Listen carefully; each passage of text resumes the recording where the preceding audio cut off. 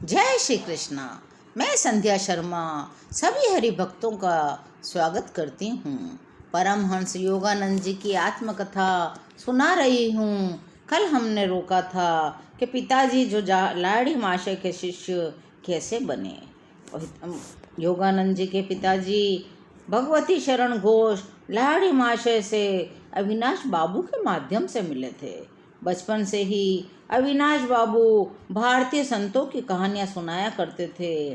वे सदा अपने गुरु की महिमा के विषय में कहकर कहानी समाप्त करते थे और मुझे भी उन्होंने कई बार अपने गुरु के विषय में सुनाया था।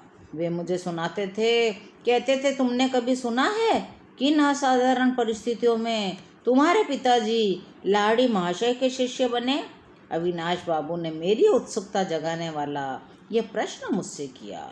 तुम्हारे जन्म के कई वर्ष पहले मैंने अपने वरिष्ठ अधिकारी अर्थात तुम्हारे पिताजी भगवती शरण घोष से अपने गुरु का दर्शन करने के लिए बनारस जाने के लिए 1 सप्ताह की छुट्टी की याचना की थी, परंतु तुम्हारे पिताजी ने मेरा उपहास उड़ाया। वे कहने लगे, क्या तुम कट्टरवादी बनना चाहते हो? यदि जीवन में आगे बढ़ना चाहते हो तो अपने काम पर ध्यान दो। उस दिन उन्होंने मेरी छुट्टी नामंजूर कर दी। मैं उदास होकर के घर जा रहा था। पालकी पर सवार तुम्हारे पिताजी से मेरी फिर मुलाकात हो गई। उन्होंने पालकी और नौकरों को विदा कर दिया और मेरे साथ पैदल ही चलने लगे। वे सांसारिक सफलता के लिए प्रयास करने के लाभ समझाने लगे, परंतु मेरा हृदय अपने गुरुदेव से कह रहा था, हे गुरुदेव, हे लाड़ी माशय, मैं आपके दर्शन के बिना जी नहीं सकता। हम लोग चलते चलते एक सुनसान मैदान के किनारे पहुंच गए। उस मैदान में हमसे कुछ ही दूरी पर मेरे महान गुरु लाड़ी महाशय अकस्मात प्रकट हो गए। उनका स्वर गूंज उठा, भगवती, तुम अपने कर्मचारी के प्रति अत्यंत कठोर हो। इसके साथ ही वे अंतर्ध्यान हो गए। मैं जमीन पर घुटने टेक कर लाड़ी महाशय, लाड़ी महाशय, गुरुदेव, गुरुदेव पुकार रहा था। तुम्हारे पिताजी स्तंभित हो गए। वे बोले, अविनाश, मैं न केवल तुम्हें छुट्टी दे रहा हूँ, बल्कि तुम्हारे साथ वाराणसी जाने के लिए मैं स्वयं भी छुट्टी ले रहा हूँ। प्रकट होने की शक्ति रखने वाले इन महान लाड़ी महाशय के दर्शन मुझे भी करने ही होंगे। मैं अपनी पत्नी को भी साथ लूँगा और इन महान गुरु से प्रार्थना करूँगा कि हमें अपने आध्यात्मिक पथ में दीक्षित करे। क्या तुम हम दोनों को उनके पास ले चलोगे? अवश्य, अविनाश बाबू कहने लगे।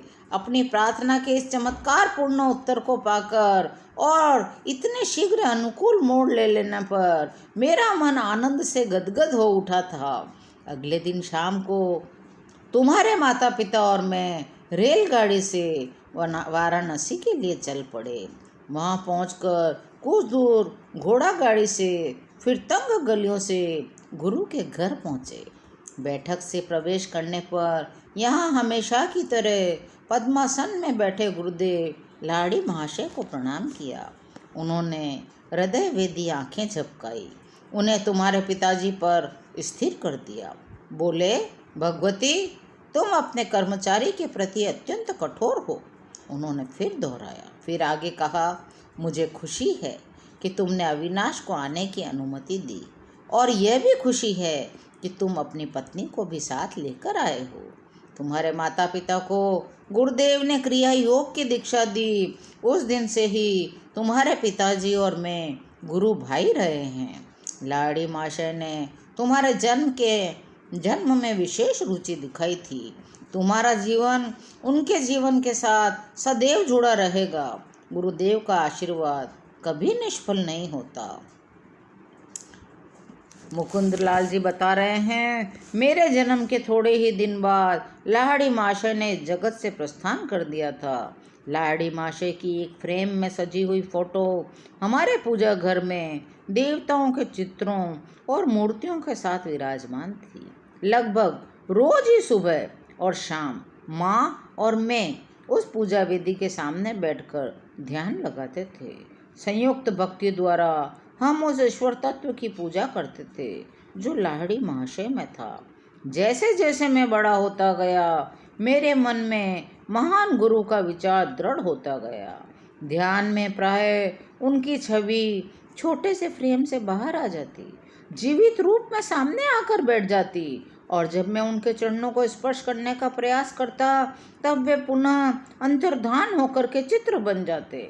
जब मैं किशोर अवस्था में आया तो देखा लाहिड़ी महाशय की छवि मेरे मन में जीवित ज्ञान प्रदायनी उपस्थिति बन चुकी है।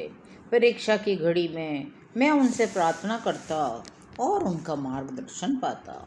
जैसे जैसे मुझे उनकी गुप्त सर्वव्यापकता का पता चलता गया, वैसे वैसे मेरा दुख कम होता गया। अपने शिष्यों को जो दर्शन के लिए लालायित रहते थे, मैं उन्हें लिखा करता था, जब मैं सदा तुम्हारी दिव्य दृष्टि की पहुंच में हूँ तो मेरे अस्थि मांस को देखने आने की क्या आवश्यकता है। लगभग 8 वर्ष की आयु में मुझे लाहिड़ी महाशय की फोटो से स्वास्थ्य लाभ हुआ। इस अनुभव ने मेरे प्रेम को और भी उत्कट कर दिया। मैं बंगाल के इच्छापुर में रह रहा था, तब मुझे हैजा हो गया। मेरे बचने की कोई आशा नहीं थी। पास ही बैठी माँ ने मेरे सिर के ऊपर टंगी लाहिड़ी महाशय की फ़ोटो की ओर देखने का इशारा किया और मुझसे बोली, मुकुंद, मन ही मन इन्हें प्रणाम करो। वे जानती थी अब मुझ में हाथ उठाने की शक्ति भी नहीं बचेगी, लेकिन फिर भी वे बोली, यदि तुम भक्ति प्रकट करोगे और उनका चरण स्पर्श करोगे तो तुम्हें जीवन दान मिल जाएगा। मैंने फोटो की ओर देखा। वहाँ प्रखर प्रकाश दिखाई पड़ा जिसने मेरे शरीर को और मेरे कमरे को अपने में समा लिया। मैं स्वस्थ हो गया। मुझ में इतनी शक्ति आ गई कि अपने गुरु में अपार श्रद्धा रखने वाली माँ को भी झुककर चरण स्पर्श करने लगा। मेरे पास जो अनमोल चीज़ें हैं उनमें एक वह फ़ोटो भी है। लाहिड़ी महाशय द्वारा पिताजी को दी गई फ़ोटो एक पवित्र स्पंदन से युक्त है। फ़ोटो की भी एक चमत्कारिक कहानी है। मैंने ये पिताजी के गुरु भाई काली कुमार राय से सुनी थी। आज की कथा को यहीं विराम देते हैं। इस फ़ोटो की कहानी को हम अगले अंक में कहेंगे। जय श्री कृष्णा।